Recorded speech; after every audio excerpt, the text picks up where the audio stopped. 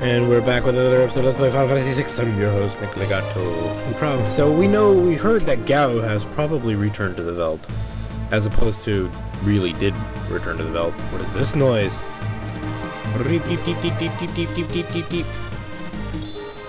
Now, there's some funny things you can do if you really want to waste your time doing it. You like lots of backstory about a character you probably hate, like me.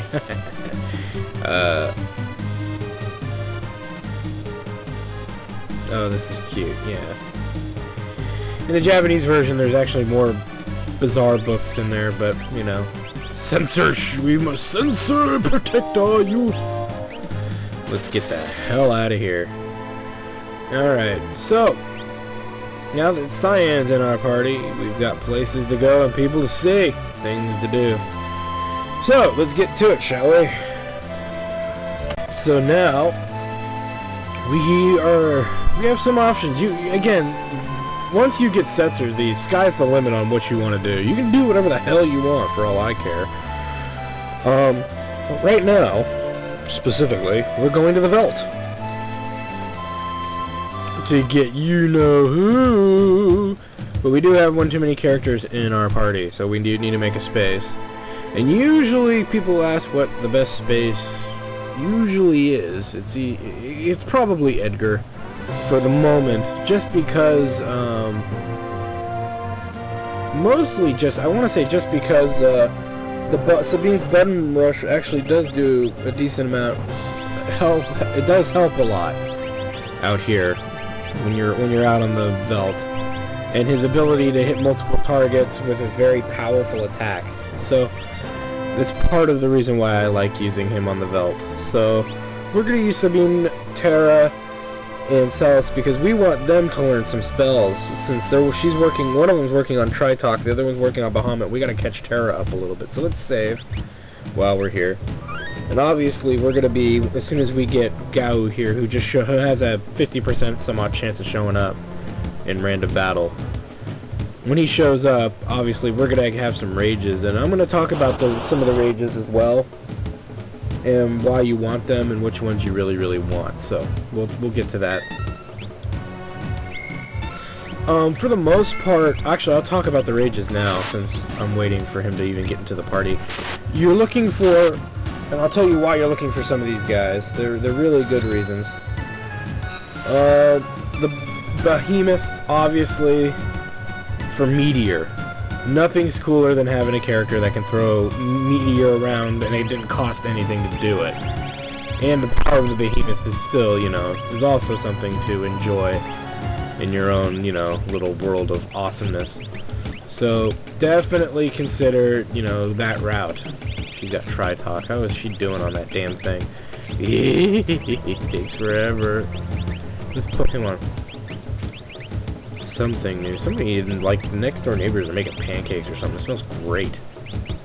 We'll put Dorado on. At least he'll learn something while he's running around here.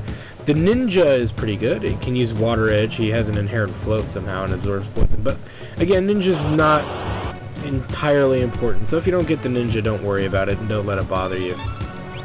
Mr. Gibb, if it worked. Poison me, you bitch. The Weary Dragon is surprisingly very good. I would have to say mainly because he can use Cyclonic, but that's only if the enemy is vulnerable to it, so it's a mixed bag, really. The Punisher that we saw over getting Cyan has inherent haste and float, which is also good. But better than that, he's got Bolt 3. Bolt 3! Celis may get it eventually, this Bolt 3 that we speak of. But until then, we're at the mercy of only using level 2 spells, so, that's the reason to look at that. The Geomantis has a non-elemental attack called Shrapnel, which is actually pretty damn good. Now, Geomantis, which we haven't fought yet, is located on the southern continent, so I'm probably going to go back there after I've gotten a few really nice, rages. I'll probably go and instigate a fight with them, so at least they'll show up on the map here. The Magnum Rotor Brown has haste and can do level 4 flare, which is good. Not for the fact that he can do level 4 Flare at random, but Strago can come and learn it if Gao rages Mag Rotor. So, again, that's a good bonus too. Osteosaur is okay. I'm not a big fan of it, but he can use X-Zone on his own. Hi, Gao. Orog is the only enemy that can actually throw out a Pearl 2 at the moment, and is also undead and absorbs poison. So, you know, pretty good one too. The Red Wolf has instant death protection, which is one of the first times you actually really see that. Oh, we need to equip Go!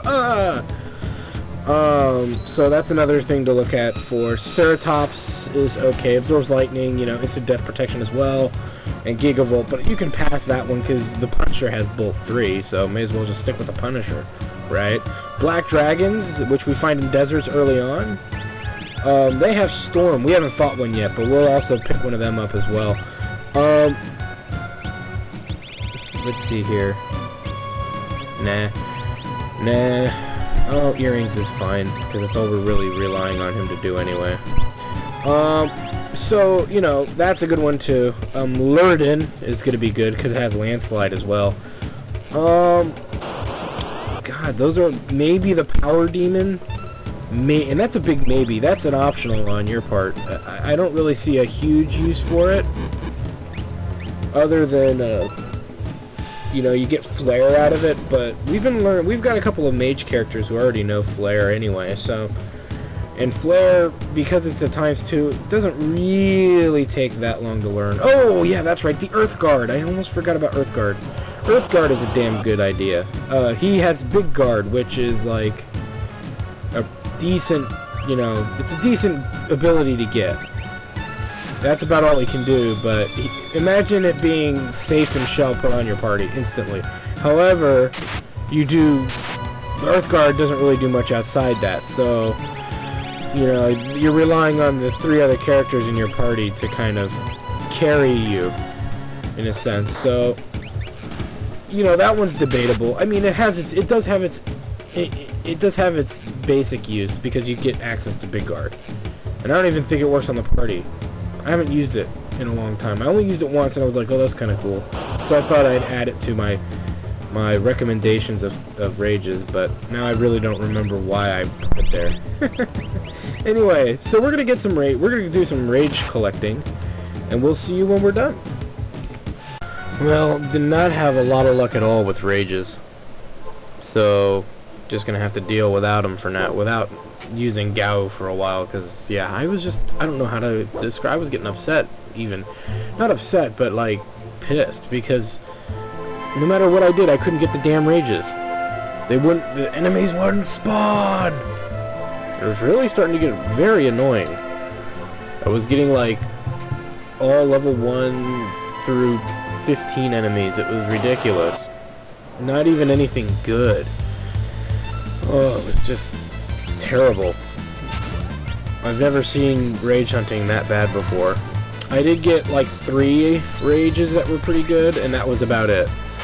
And none of them were actually I don't think any of them were the ones I wanted. So I was, you know, it was a ordeal. I swapped out Edgar for Mog. The reason I would do that, many a person might wonder. The reason I swap out Mog for Edgar for Mog is because you need to get some of your other characters in there. Because if you don't, they're never going to improve. And thus you'll have 4 really strong characters by endgame and a bunch of wusses by, you know, and a bunch of wussy characters. Which is fine. That means you have 4 people in each party that you rely on. But you need to develop at least half of almost all of your characters. I mean, you don't really have to do much with Umaro because he cannot be benefited. You don't have to use Umaro because magic doesn't work with him. So there's no reason to really ever use him. Who's the other guy? I mean, Cyan is Cyan. I mean, he'd be he'd be a great character if that damn timer, you know, if there was no timer. But unfortunately, there is. So he's kinda, you know, crap because he can't use good magic either. Jesus, it's just all toe cutters in this place. I thought there was another enemy here, I guess not. No, there's gotta be another. I think there's actually 3 enemies here. My memory serves me right, but since this boss battle's so easy, it's not a big deal. So it's just, you know, if Cyan didn't have that damn slow-ass timer... Now, if you're playing an emulator, there are actually versions of this game that are made where his timer is almost non-existent. I think there's one where you can actually select what you want your timer to be, and then there's one that's actually just instant. Easiest way to kill this guy is instant death attacks, and don't worry, if you don't do it, he'll do it to you, so throw everything you got at this guy. But usually X-Zone seems to work pretty well. Easy battle. Like I said, not worth half the trouble it really is, so don't deal with it. We got the Regal. Oh, that's right, Edgar's not in our party, so the Regal Crown is a definite upgrade. And the Tiger Fang, which ups his magic a little bit. What are we doing on that? Yeah, he's got a hero ring and earrings. Okay. So, anyway, that was Allover. Not impressive. He doesn't impress me. And he shouldn't impress you. And if you try to fight him on your own, you're welcome to do that. But, like I said, it was a weakness. A built-in weakness, so it's not cheating. Like many people say, that's not fair. It is fair. It's a built-in weakness. I didn't give it to him, nor did I use the Vanish Doom trick, which is pretty big deal. Speaking of which, the next boss we encounter, you're not going to want to ever do that. Use that skill. It's a very bad idea.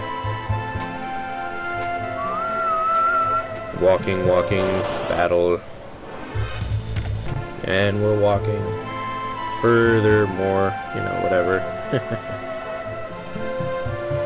What is this? A switch? Interesting. So there's a treasure.